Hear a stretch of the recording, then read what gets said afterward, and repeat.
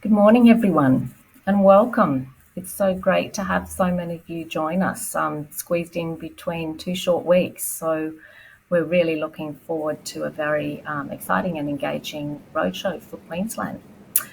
So my name's Christina Bolger. I'll be your MC for the session today, and we really are very excited about the engagement with the Queensland APS community, and have got a really engaging and interesting session, really focusing on some of the key themes and challenges around change and what we're all facing across the APS.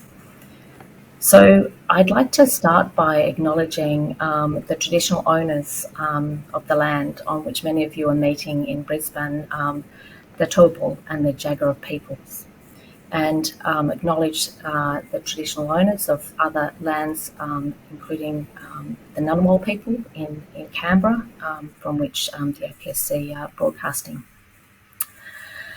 So it's a real honour to actually be hosting this morning, and I think, from my perspective, I am Deputy CEO at the Australian Skills Quality Authority, and certainly we have had like many of you, a challenging year, facing changes to the way we work, the way we engage with the communities that we serve, and come to grips with some of the learnings coming out of the COVID pandemic.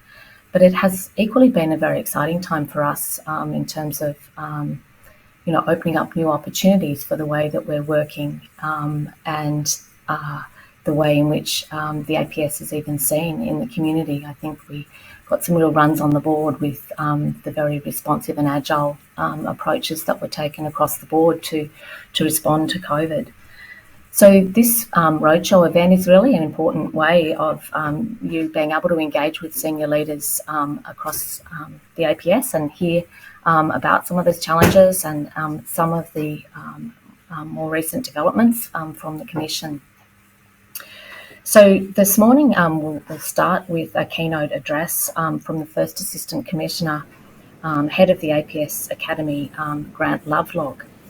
And following that keynote address, we'll be able to move to a short video, which will really just give you a sense of what we're all working to, which is this one APS community. And then we'll move to a panel session, and we've got some exciting participants in the panel, which I'll tell you a little more about shortly, Michelle Lees and Dr. Andrew Johnson. But just before we start off this morning, a little bit of housekeeping. And if you have any issues, we have set up the GovTeams inbox, and you can send a message to us through that chat box. The chat box is also there for you to send us questions, so that when we get to the panel session, we can really harvest those questions and engage with you on some of those important themes.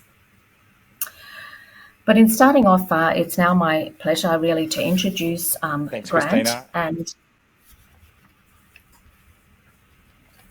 And Grant is also joining the panel discussion, but one of the themes that Grant will be taking us through is this one APS concept and contemporary thinking of the APS. Thank you, Grant. Thanks, Christina, and good morning, everyone. It's great to be with you.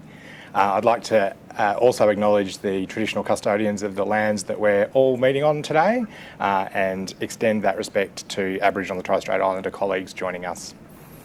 Today I welcome you, our Queensland colleagues, to our State of the Service Roadshow series. This is an opportunity to reflect on 2021 and to discuss where we're heading in the future. I'm sure that you'll agree it's been a tough couple of years for many Australians. With over 18,000 employees in the APS working in Queensland, I'm certain everyone who's joined us today has in some way been impacted. The challenges thrown at the APS have been significant. With ongoing impacts from the pandemic and a number of natural disasters, most recently major flooding across Queensland, your continued dedication in delivering for the Australian community, no matter the circumstance or situation, is to be commended and incredibly admirable.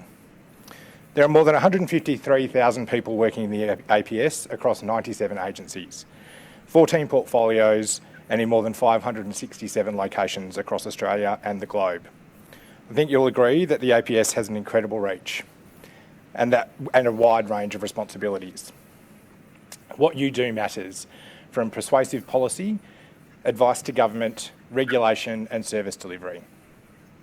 The latest State of the Service report outlines a service that is fully engaged and committed to the task that we face, of delivering for you and for our fellow Australians.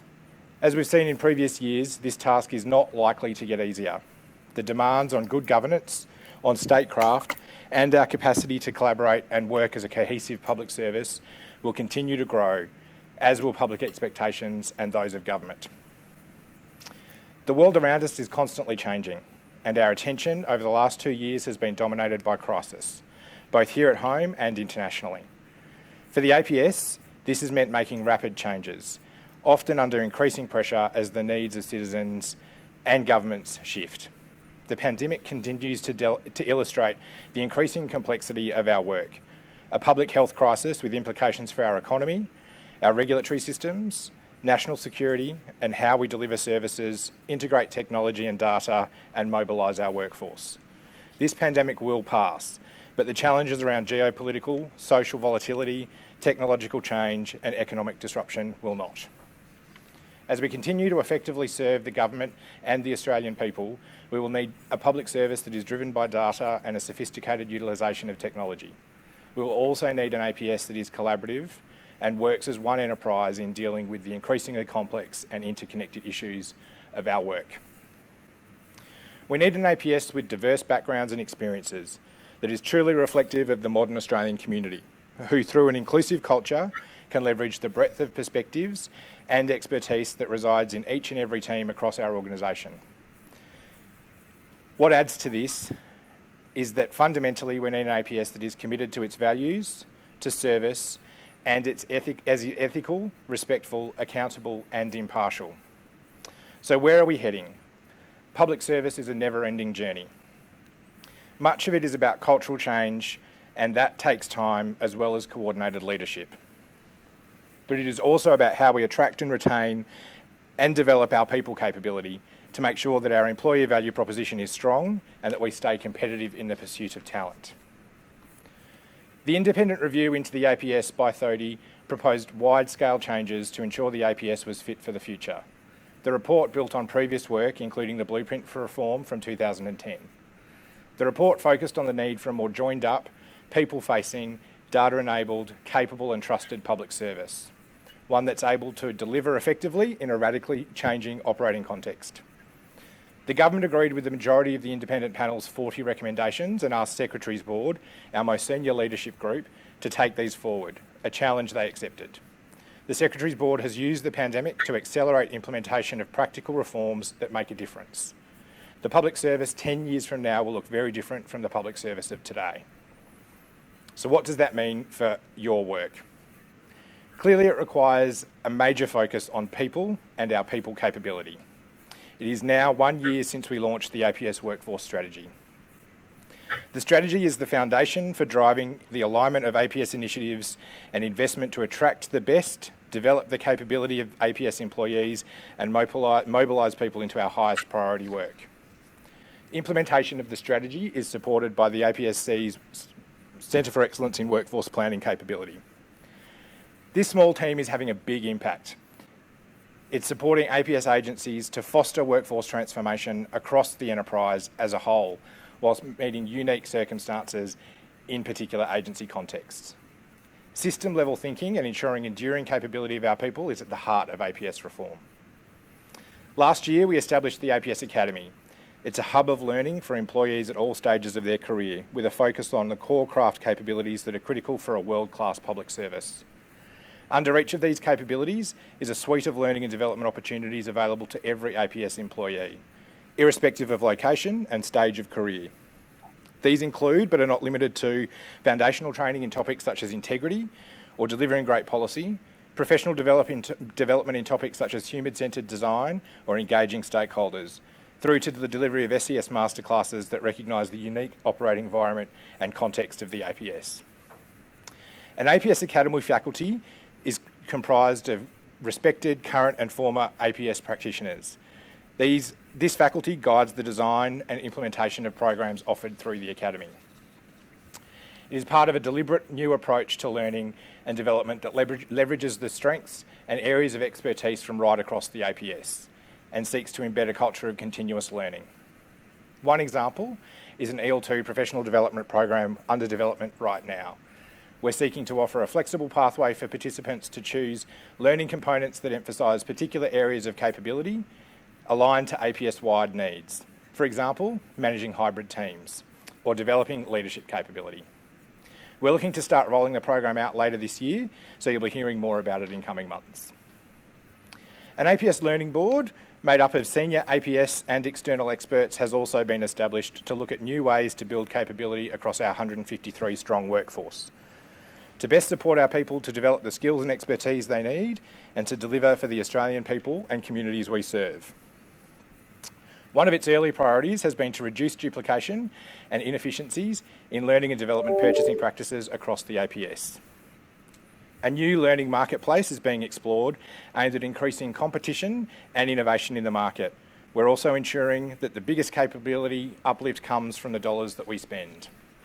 And to ensure we can make the best use of our expertise and resources in a fast-moving and interconnected world, we've also undertaken a review of the APS hierarchy and classification.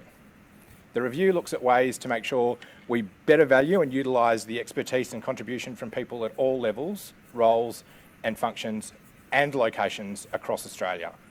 It addresses how modern and flexible ways of working can support more effective decision making, reform bureaucratic barriers and promote greater mobility and responsiveness. The pandemic has underscored this need with the APS demonstrating through COVID how empowered teams, reduced hierarchy and a oneAPS mindset support timely data-driven decisions by government. Structural change occurs rarely in the APS, and in the 120 plus year history of the APS, the classification system we have today is a result of only two major reforms: a shake-up in the late 80s and then a move to the current APS level structures in 1998.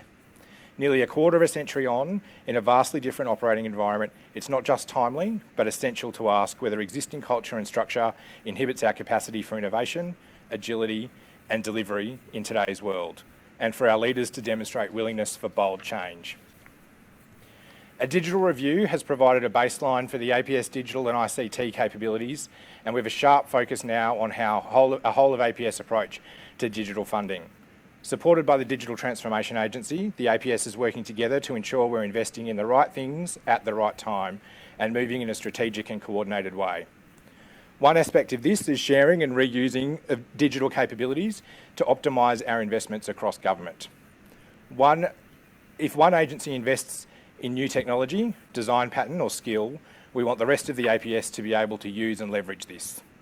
The digital government strategy sees using advanced government digital technology to meet the needs and expectations of the public, offering stable, secure and reliable services. This digital service vision is already being tested every day, supporting record numbers of people seeking COVID-related support and more recently, flood-related support. And while there's plenty of room for improvement, we are meeting this demand in ways that we could not have imagined 5 to 10 years ago. Technology alone will only take us so far. The new Australian data strategy supports longer-term decision-making through making a better use of data. And it's critical that we continue to grow the necessary skills to make the best use of these transformative technologies and valuable data. The digital and data professions have grown over the last 12 months, with more than 3,000 of you signing up and accessing training, career development opportunities and participating in communities of practice. If you haven't already signed up, I encourage you to do so through the APSC website. We've also had record numbers of applicants and participants coming through our data and digital entry programs. Ultimately, however, improved APS capability is about delivering tangible benefits for the community we serve. We need to be vigilant and remain grounded in our approach to what needs to change and what remains enduring in value. To be an APS fit for the future, we need to manage the increasing complexity and interconnectedness of issues and the expectations of government and the Australian people. And we have to look ahead at a shifting horizon. Our reform ambitions need to move with the changing landscape and also with the changing nature of work and the workplace, often dubbed the future of work. First, we're living through fundamental transformation in the nature of the work we do and the skills we need.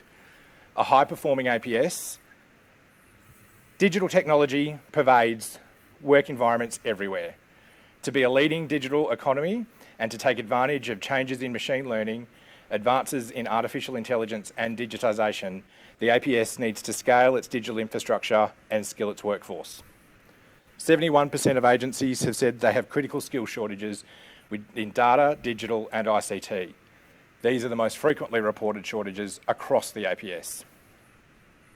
To illustrate it, it's been estimated that Australia will need approximately 156,000 more digital technology workers by 2025, against a backdrop of a global digital skills shortage. We are in a fierce competition in the labour market for talent, and we need to get better at keeping up with the rapidly changing skill requirements of our workforce. We're making positive steps in building a strong capability pipeline for data and digital careers in the APS, with initiatives like Career Pathfinder.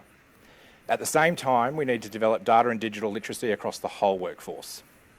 Second, we need to reimagine where we work. Learning from the at-scale working from home experience and accessing new talent pools across the country to bring in the skills that we need. We need to retain expertise and develop capabilities within our existing workforce too, but that alone cannot provide all the solutions. We also need to bring in expertise to reinforce our capability. Our capacity to attract those we need may require a substantial shift in our perceptions of where work can be done. Hybrid working, splitting time from the office and home, is not a new concept, and it will almost certainly be an ongoing feature of the contemporary APS. Whilst many of you are doing this already, leaders across the APS will need to be equipped at leading and managing dispersed teams. The use of flexible work arrangements in the APS, including working from home, predates COVID-19 and will be a mainstay for the APS to be seen as a major employer of choice. However, we must continue to strike the right balance between flexible work arrangements and delivering on behalf of government and the Australian people. For example, many of us are employed in frontline roles or secure IT environments where the notion of flexible work may look very different. Skill shortages in the broader Australian labour market and strong competition for specialist talent and expertise increasingly requires flexible and innovative ways in which to attract and retain our staff. For example, most of the digital and data roles are advertised in Canberra, but we know more than 90% of the talent within digital and data skills is located outside of the ACT. Decisions about flexibility and where we work can remove the geographic boundaries of recruitment. This also presents an opportunity for the APS by bringing us closer to the communities we serve, helping improve service design and delivery. Critically, however, in a competitive war on talent, it enables us to tap into labour markets right across Australia. Third, the things we've experienced through the pandemic has shown that flexibility is possible. New ways of working can and do empower staff to deliver positive outcomes. One of the successes of this period has been the ability for the APS to work together with new opportunities for collaboration across agencies. Public servants, including some of you listening today, have been deployed across the APS at a pace and scale we've not seen before. One example of this is the APS Surge Reserve. More than 4.5 people were deployed from across the APS to surge to priority work over the past 2 years. As we speak, approximately 500 people are deployed to Services Australia from approximately 23 agencies, assisting to process disaster relief payments to Australians as a result of the devastating floods that are ongoing in New South Wales and Queensland. This collaboration and enterprise-wide approach means that skills and knowledge and capacities can be drawn on across organisational boundaries to better meet the urgent needs of Australians. The need for collaboration across traditional agency lines will continue. We need to ensure that our culture and structure are well suited to this way of operating. Today, 50% of employees in the APS are digital natives, from Gen Y and Gen Z, who expect their roles to reflect the technological advances and new ways of working. Building on a strong platform of continuous reform and to prepare for the future of work, a new Future of Work Secretaries Subcommittee has been established to develop practical and evidence-based actions to ensure we attract, develop and retain the capabilities that we will need as an APS going forward. I want to finish up by talking about the relationship between the public service and our ministers' offices. It's timely to do so, given that we're in caretaker. Irrespective of the outcome of the federal election, it will signal a renewed agenda from the government of the day. Our caretaker conventions guide our approach with an election, our approach for operating in an election. Each of us should be aware of how those caretaker conventions apply. How the APS manages a transition post-election is one of the ways that we demonstrate how we act with impartiality and demonstrate our wider stewardship of the areas of work we pursue on behalf of government and the Australian people. One of our great strengths and the great strengths of our Australian democracy is the way that we manage the transition between governments, or ensure continuity and renewal for a returned government. This is, of course, underpinned by the preparation of incoming government briefs, the red and blue books provided to the party voted in by the people. The smooth management and transition of this process is fundamental for the safety and prosperity of Australians. But more than that, a strong partnership between the APS, ministers and their staff is at the core of the Westminster system, and it operates at its best when characterised by mutual trust, respect and confidence. Not every member of the APS will have direct contact with ministers and their staff, but it is important that every member of the APS is aware of our respective roles. Working with the Ministerial Liaison Reference Panel, guidance has been published to support the APS to establish strong partnerships. They cover working with ministers, the role of departmental liaison officers, the operating environment of a ministerial office, and ministerial transitions. With the APS Academy, the panel has also assisted to develop and deliver a new Strengthening Partnerships SES Leadership Learning Program.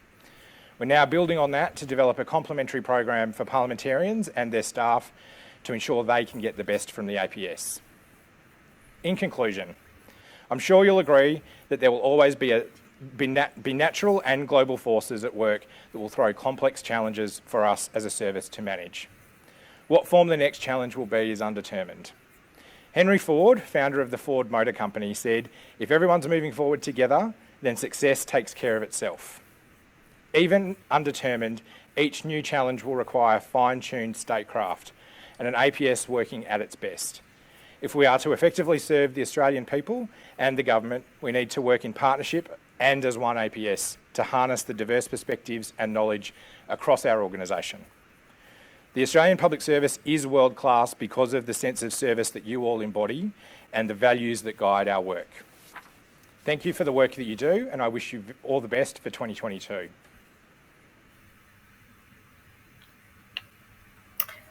Thank you, Grant. That was amazing to just step us through those key challenges, really, and some of the recent developments in response through the Commission. And really, I think what Grant is signalling there is a period of some substantial change and, you know, driven by the need for greater collaboration and partnership across the APS and underpinned by those digital capabilities that he's pointing to, really leading to great opportunities for us all in terms of innovation and also the way in which we work and the future of work with, you know, underpinned always by that sort of need for greater engagement and wellbeing and productivity across all of our agencies. So thank you very much, Grant. And I'm sure there's going to be lots of questions arising from that very stimulating presentation.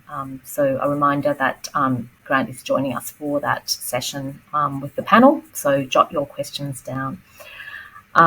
So one of the themes that Grant touched on there was very much this sense of one APS committed to service and underpinned by the APS values, with all of us working towards the same goal. And at the end of the last year, a video was created that actually brings together and showcases the diverse APS that we belong to, and we'd like to show that to you now.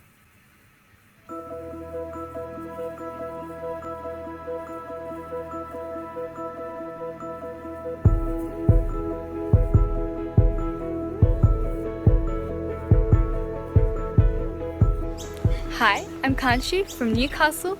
Hi, I'm Mark from Hobart. I'm Yana from Canberra, which is Ngunnawal country. I'm Simon from Brisbane.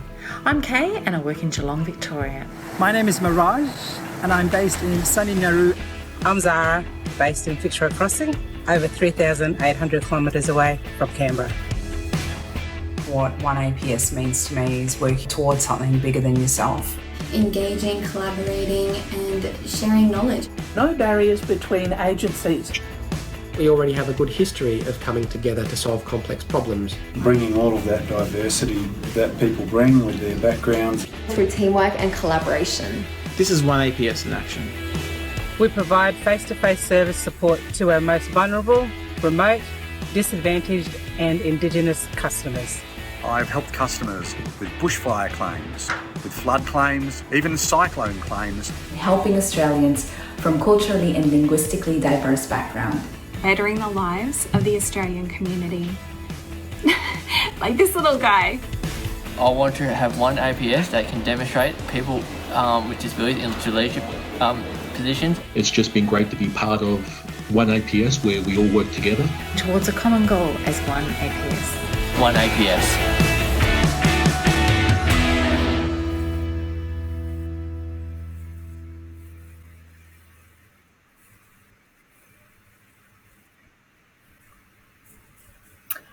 Okay, so as we move into our panel discussion, a reminder that if you have a question for the panel, please send that through to the question and answer tab on Gov Teams. If you see a question and also want to hear the answer, you can also vote up a question to sort of bring it up in the list. And as I mentioned earlier, we welcome to the panel Michelle Lees and Dr. Andrew Johnson. So just introducing Michelle. Michelle is actually responsible as Deputy Chief Executive Officer of the Customer Service Delivery Group in Services Australia. Recently, the face of most of the agency's emergency flood response. Michelle is responsible on a day-to-day basis for all of the telephony, the processing, all the digital services, all the things which are providing access to a range of programs, including child support, Centrelink, Medicare, and other health and aged care programs. And the monitoring of Services Australia operations, big enterprise, as we all know, coordinating the agency's response to emergencies and for developing and delivering the agency's response Indigenous and multicultural services. So Michelle's really going to bring some of that deep and rich experience, but also the insights from her more recent role as Deputy Chief Executive Officer in the Emergency Response Recovery, leading the agency's flood emergency response. And we also welcome Andrew, and Andrew is the CEO of and Director of the Meteorology at the Bureau of Meteorology. So Andrew, I'm hoping you don't get too many questions about what's happening to the weather, but Andrew also has a very rich and deep experience in the APS and has really represented Australia internationally through the World Meteorological Organisation in Geneva and a range of other non-executive directorships through private government-owned corporations and not-for-profit sectors, both in Australia and internationally. So welcome to both of you, Michelle and Andrew, and thank you for joining us today. So we'll get into the panel session and look forward to seeing those questions coming in. Now, I thought I might start with a question, and I really want to direct this to you, Andrew, because I know that, the Bureau of Meteorology itself has been through a number of transformational changes, and you've got really rich experience through your career in leading change. And conscious that often it really comes down to how we develop and invest in managers and leaders to develop that new and existing talent to achieve our objectives. And wondering how can that be done to really harness existing talent, particularly in the context of the digital transformation that we're seeking? Yeah, thanks, Christina. Good morning, everybody. Welcome. Like others have, I just before we get going, just like to pay my respects to the traditional owners of the the Turrbal and Yuggera people. If I was actually in Brisbane this morning, which is where I'm normally based, I'm actually in Sydney, ironically. So I'll pay my respects to the Gadigal people of the Eora Nation, whose country I'm on here in Sydney as well. Look, great question. Just building on what Grant said, I think in his speech, I think it's bleedingly obvious to everybody that we live in times of great change, times of, unfortunately, times of crisis, and times of national emergency. And so, development, transformation, continuous improvement are omnipresent. And so I very much see that as an opportunity for developing our people in the APS, developing opportunities for people to have profound impact on our community in what they do and in their jobs, but also huge opportunities for development, for personal stretch and growth. So I think as leaders, it's really important that we seize those opportunities for personal development and growth that the times we live in present. And as leaders, it's absolutely critical that we set our people up for success and provide them with opportunities for that stretch and growth, and provide the necessary intellectual and emotional support that people need to step out of their comfort zones, take on bigger responsibilities, more challenging responsibilities, and as I said before, do everything we can as senior leaders to set our colleagues up for success. In the context of a digital world we live in, I think certainly the digital dimensions of our lives can be a great strength for many of us. Provides opportunities to access new geographies, new relationships, new institutions that we might not ordinarily have had the opportunity to avail ourselves of in a non-digital context. Enables us to be much more timely and indeed in a country like Australia and indeed globally span multiple time zones. But I also think there's no substitute for human interaction in terms of developing and growing our people. So for me, in terms of my role where I live, it's about how do we bring the great strengths that digital enablement provides and marry that up with just the fundamental benefits that come from having people interact with one another and grow from that experience. That is a really insightful answer, Andrew, and it just takes me back to something that I recall hearing in, I think it may have been an APS leadership program, and that was that organisations don't change, people do, and the critical role of our managers and leaders in supporting that individual change and growth and learning. And really exciting, I think, to see the way in which the new academy is investing and supporting those capabilities. So I have a question here for Michelle. And Michelle, obviously your leadership has been more recently in the emergency response coordination and recovery, and this is very much at the heart of a lot of the incredible effort that many agencies have been making, both through the pandemic but also in response to the immediate flood crises. So what impact has that mobility and that APS surge capacity that we've seen and that reserve that's been managed, what impact has that had on the way you respond to crises and simultaneously continue to deliver on strategic priorities? Thanks, Christina. Hi, everyone.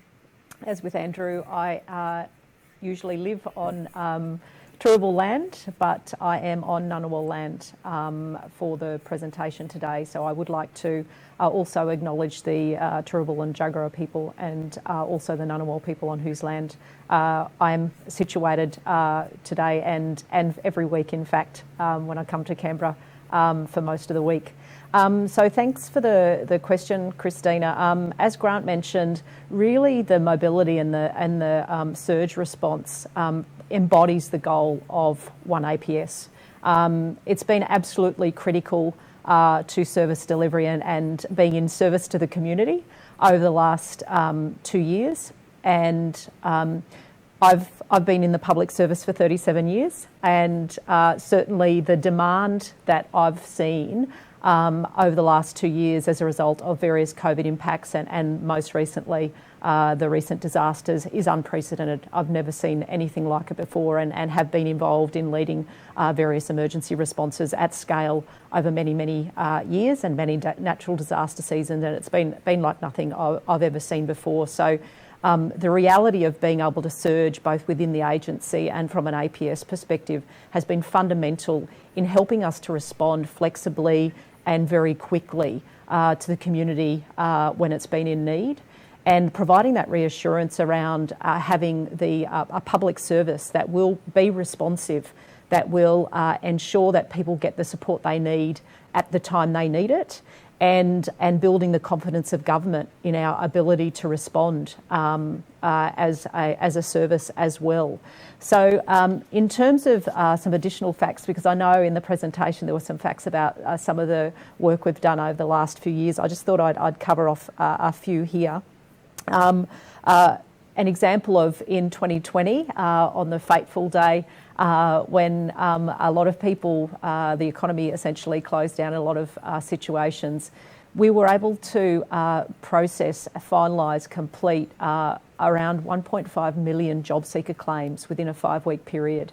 And that meant that not only was there immediate financial support for community members, but it also provided confidence and social cohesion and a real platform and a sense of hope for what people would be doing over the next little while, and the support available from government. This year, we've paid over 450,000 Queenslanders who were impacted by the February floods alone. That's without the folks around Gympie, Maryborough and surrounds who were impacted in the January floods. That's just phenomenal. In around 8 weeks, over 450,000 Queenslanders, and on top of that, another 1.2 million people in New South Wales. And I grew up in northern New South Wales, so I'm all over this flood stuff. And so we've absolutely smashed it out of the park, and the support of the APS surge has been fundamental. Now, there was mention by Grant about our digital delivery, and we have definitely continued to progress our strategic priorities around enhanced digital delivery as we've been responding at scale. But there is always that element of human endeavour required, particularly where there is discretion and people might need more support and assistance. So the APS surge has really helped us to continue not only to grow our capability in terms of how we respond to crises, but also maintain the social and welfare system. So at the same time, we've got a reliance on government of our health and social welfare system, as well as continuing to progress a range of other strategic priorities. So I think another key element for me was that it has really allowed us to respond quickly in a very cost-efficient way. So we haven't added in costs. We've maintained, a really low-cost response by being able to tap into the fantastic capacity and capability of the APS. And I think part of the experience is giving back to those who've been involved, for them to experience what it is like to serve the community very directly. People have come from all different types of roles. And another bonus for us as an agency is we had to think really carefully about how we would micro-credential. How would we build the capability of people who might never have served a customer in a crisis response before to quickly be able to move into that role. And we've taken that learning in micro-credentialing and applied it now more broadly into how we respond as Services Australia as well.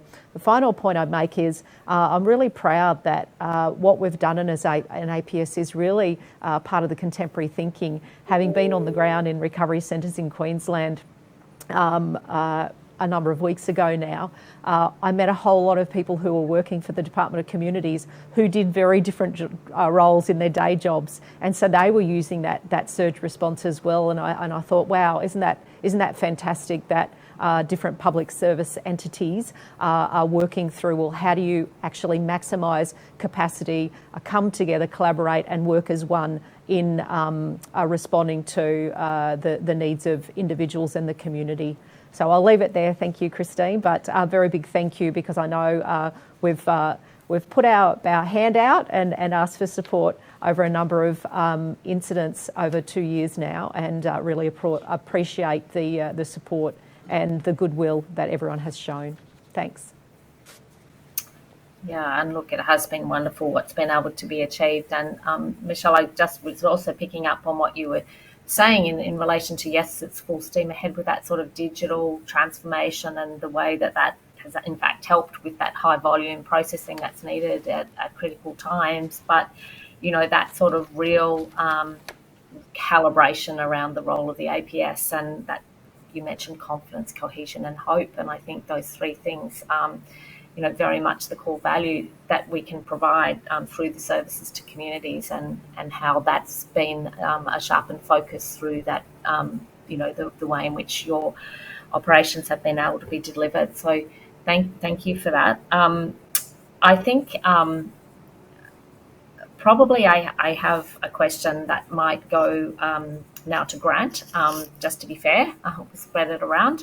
Grant, I think we've been hearing a lot, particularly in the context of, you know, the federal budget announcements around the investment in that digital and data talent for Australia, and how fundamental that is in underpinning our growth and productivity and our recovery. And I guess this is the setting for the APS Academy campuses alongside universities that you're leading. So we're just interested in hearing a little bit more about that, and particularly the insights around data training and employment opportunities, and whether or not that sort of approach is going to really offer some opportunities for people living in those regional areas. Yeah, thanks, Christina. So there's no doubt, and I touched a bit on this in my keynote, data and digital skills are absolutely in hot contest for all organisations right across the economy, but particularly for us as an APS to support that digital transformation agenda. And so the $18.6 million that's been committed through the budget to establish for Academy digital campuses goes to starting to look both at how we attract different people into emerging programs that universities are delivering, how we stay ahead of the skill curve, if you like, in partnering with universities to bring people into graduate programs, paid apprenticeships, traineeships and cadetships through these universities into paid jobs in the APS to build that skills pipeline. But also it really goes to starting to think about regional economic growth and pushing those employment opportunities out even more into the regions. I think traditionally some of those entry programs have still required people largely to make the move to Canberra, at least initially. And so this goes to really starting to, not least of which on the back of the COVID experience, look at different ways to bring people in and allow them to continue to work in different parts of Australia, still through an entry program, as well as really partnering with universities in a way that a number of agencies have, but in a way that really is accessible to the whole service to attract people into these roles and bring these skills in to support that digital transformation effort. Wonderful. Thank you, Grant. A question has come in, which I think I'll throw to you, Grant, on. It relates to the whole service offering in terms of the APS as an employer. And we've heard a little bit about the new ways of working and building on the back of a long history of flexible work policy. But in the context of the APS wage freeze, and in particular the impact on staff sort of engagement and retention. So there's also recently been much discussion about wage rises in the public discourse, and this question goes particularly to your response relating to wage growth in the APS, and what are the settings there? Yeah, thanks, Christina. So the wages policy, as it's now set, does benchmark against the non-government sector. So there is a point where the review that will occur each year will look at what's happening in the broader economy, and the wages policy is then tied to settings in the broader economy. So I think that's a shift that's happened in the last sort of 12 months. Obviously, wages policy will continue to be a focus. It goes to, as you said, how we remain competitive. But I think, and some of the data that we get through things like the APS census shows us it's not the only driver for people. And so much of the focus of the Future of Work Secretary Subcommittee that's been established is looking at those other conditions beyond just wages and pay that are important for that employee value proposition. And while we'll continue to look at wage policy settings and provide advice to government on how they should be, I think there's a sense now that positioning the government rate in a context that is tied to the broader settings for the economy means that we'll continue to see growth where there is growth in the broader economy. What is important for us is to continue to look at those other elements like flexibility, like opportunities to move around into different roles, the way people are able to balance working from home and the office, particularly, again, as I outlined in my keynote, where there's other circumstances that go to shaping what flexible work can look like for people, particularly when they're in service delivery roles and front-facing customer roles and those sorts of things. So how is it that we better understand the full suite of wages and conditions that will make us continue to be competitive, and how is it that we stay ahead of the curve in terms of how those wages and condition settings compete with other industry sectors? Many thanks.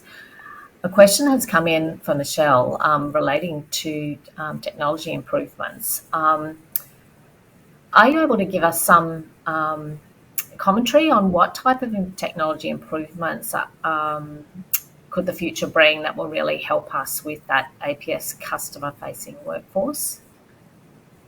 Yeah, thanks, Christina. I think the continuation of really building out our digital delivery. So we're making the transition to MyGov Blue. So there's already a range of digital transformations underway. But how do we continue to make it as easy as possible for people to access services at a time that suits them in a way that is intuitive?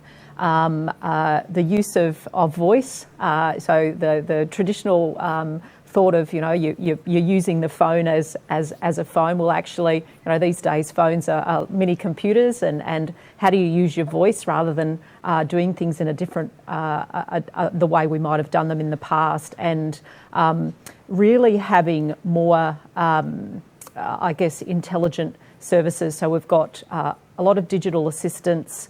How do we build on that? How do we look to essentially deliver 24/7 access for people as lives change, people's circumstances that they're not necessarily working traditional 9-to-5 jobs, and how do you then access services at the right time? And that is really supported through that transformative digital approach. And really, how do you get a consistent approach to accessing government services, no matter what type of service that you're looking for, and more integration. So whilst at the back end there might be different departments and agencies and different programs of work, as a citizen, what might that look like for me? How might that present so that I've got a consistent way of engaging with government, regardless of whether I'm run a small business, but also doing various bits and bobs because I have to access Medicare and I'm a child support customer, etc. So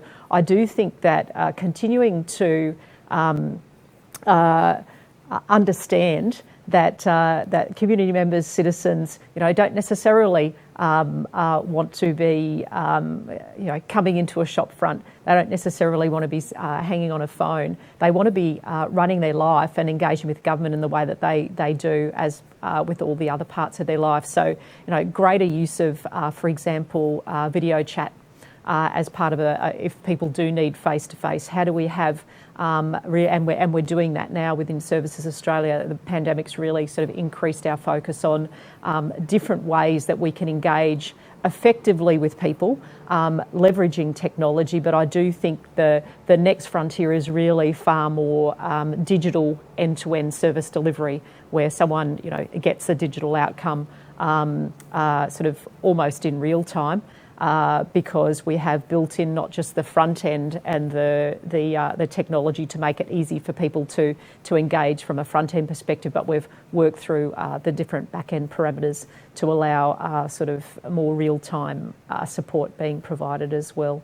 So we're making great inroads across a range of agencies in terms of digital delivery, and there's still a number of programs of work that are underway, and it's really continued to build on that and continuing to connect back into the community expectations. In Grant's keynote, he mentions the ever-changing expectations of community members, and it is really that contemporary understanding around, well, what are people expecting next? What else is happening outside and externally to the public service in terms of how service delivery occurs and the leveraging technology, and then what might that mean in our context. So always being connected into what's happening outside to really drive an ambition of far greater digital service delivery as part of the priority on digital engagement, but also to allowing those who need support to access support from people,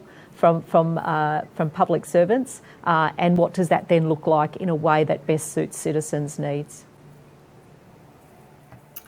Thank you. I might just see if Grant or Andrew have anything to add to that, because I know the digital theme has been quite a broad one here. And one of my reflections too is just the way in which that digital enhancement will really support government to business intersections and regulatory interactions to really reduce the costs of that regulatory burden. So I think that's another aspect that certainly as a regulator we've been very focused on working with others across the APS community. Grant, did you have anything to add?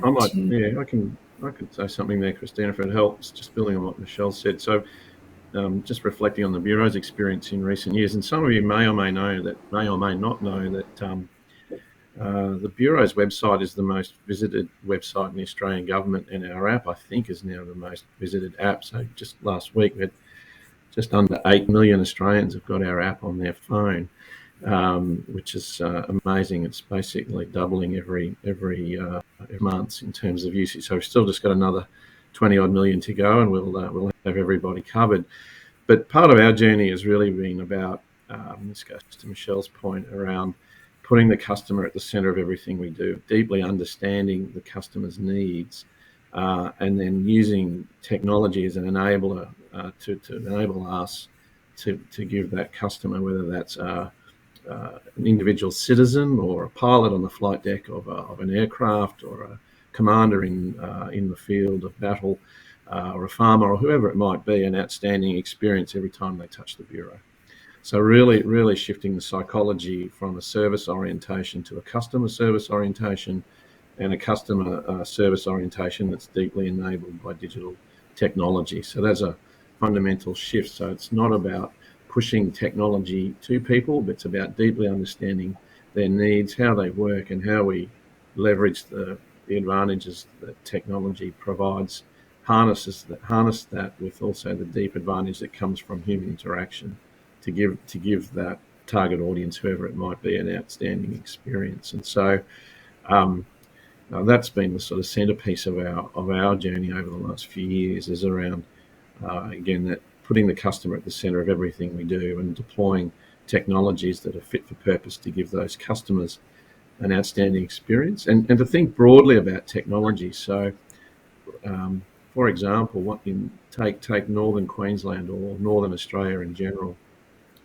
one of the biggest killers of people, that's part of the world where we have about 30% of the population are Indigenous people. One of the biggest killers of people are young Aboriginal men driving over flooded causeways during the wet season.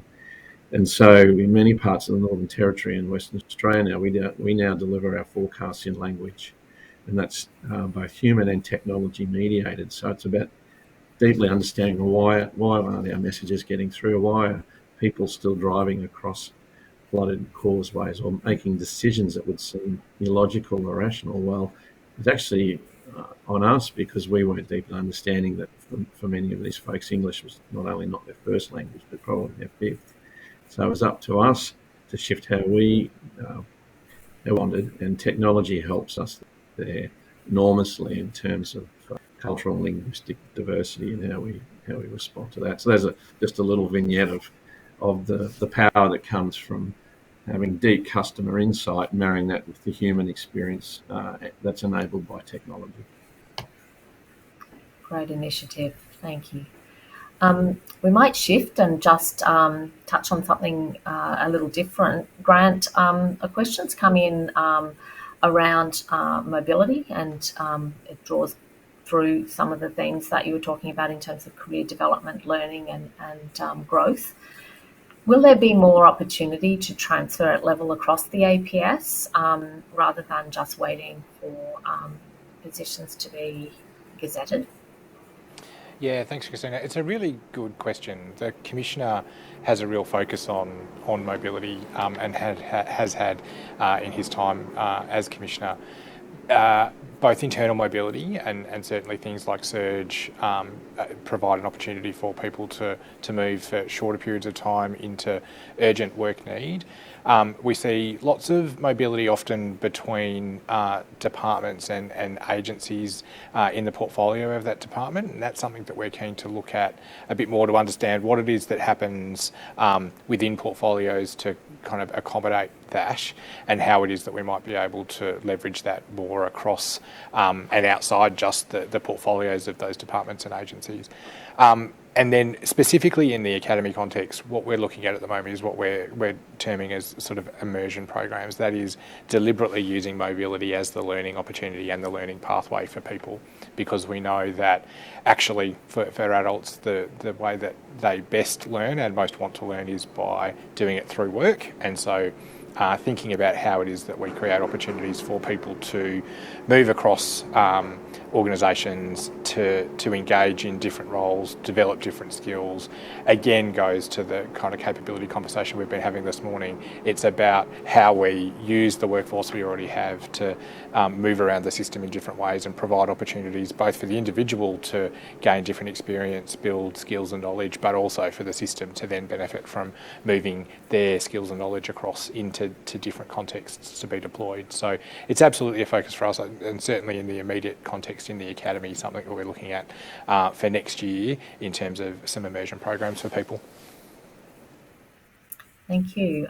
We've got one last question that we might just squeeze in, and it really goes to, I think we're hearing from participants about real interest in the work across the APS on those hybrid and flexible work arrangements that are being implemented across agencies, and what work is being done to sort of ensure that there's some shared learning and that those things can trickle down and be implemented more broadly. Yeah, so through Chief Operating Officer Committee, which was established in response to COVID to bring Chief Operating Officers from across the APS together, there's been lots of conversations about what different agencies have been doing in response to flexible work. As we've come in and out of waves of the pandemic and lockdowns in particular, there's been conversations about how different agencies have been managing that process and managing kind of return to work and what return to work looks like for people. As part of those conversations, there's been a real focus on how different agencies can learn from each other. I then also chair the HR working group, which is a subcommittee of COOs, which is heads of human resource practices across the APS, as an opportunity to reflect some of those learnings back through the broader system and particularly into smaller agencies who aren't all represented at COO committee. So lots of those conversations and opportunities to reflect on what different agencies have been doing. I then think through things like the State of the Service publication, there's been an opportunity to present some of those learnings to the broader APS, but also to the non-APS community in terms of how we've managed that flexibility piece, both in the pandemic context and in the return to work context. Thank you very much, Grant. I think we're going to need to bring our panel session to a close. I'd really like to thank Grant and recognise the work of the Public Service Commission and bringing this forum together and all of the ongoing work of the Commission. Thank you very much to Michelle and to Andrew for bringing your insights to this morning's discussion, and thank you to all the participants. I know there's a huge audience there, and whilst we haven't been able to get to all of the questions, the team will bring those together and we'll share those back through the APSC exec and panel members. So a recording of the session is also going to be made available on the Commission's website. So thank you all for joining, and I hope you have a good rest of the week and a fabulous long weekend, I believe, is due in Brisbane. So hope you enjoyed that as well. Thank you very much.